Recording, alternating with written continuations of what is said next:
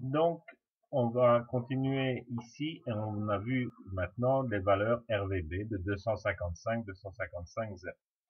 Mais on se rend compte que Photoshop met ces valeurs sous 4 formes ici: TSL, Lab, CMJM et RVB. Et une dernière valeur qui est une valeur informatique de codage en 8 bits.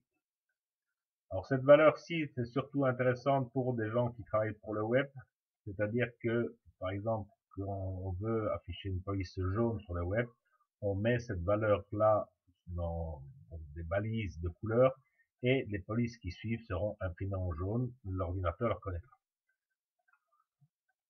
Donc ça, c'est pour expliquer la partie numérique. La partie TSL vient de, vous avez vu que j'ai affiché ici une roue chromatique. Alors c'est une roue chromatique, ça veut dire qu'on est sur 360 degrés. Si on regarde ici, si je fais descendre ceci, on voit que ici on est à 0 degré et que si je viens ici au-dessus, on est à nouveau à 0. Donc je descends un petit peu, voilà, on est à 359 et puis on retourne à 360 ou 0.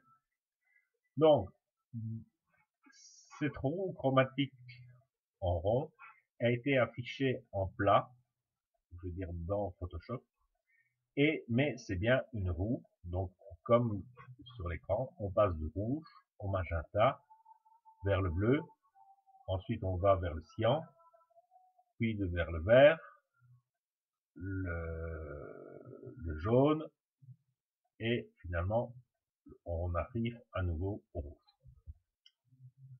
Donc voilà un peu je veux dire, comment cette roue fonctionne.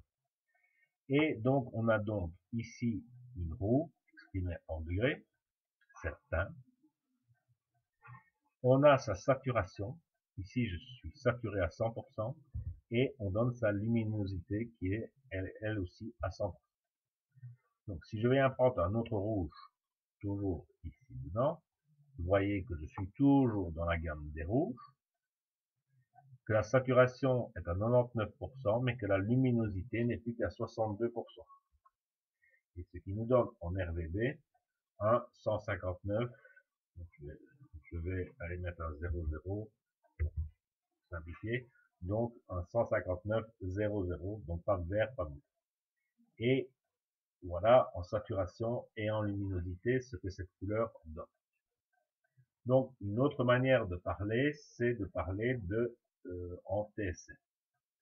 Alors c'est surtout intéressant pour comprendre une roue chromatique. On ne l'emploie pratiquement jamais, on n'emploie que deux choses en général: le RVB. Ceci si on fait de l'internet, des sites internet, et le CMJN si on a. Alors on peut parler en lab, etc. On en parlera peut-être un jour, mais pour le moment je vais passer ceci sous silence. La seule chose qui est importante à savoir, c'est qu'on a bien une roue ici chromatique. Alors dans la vidéo suivante, on va parler de la différence RVB-CMJM.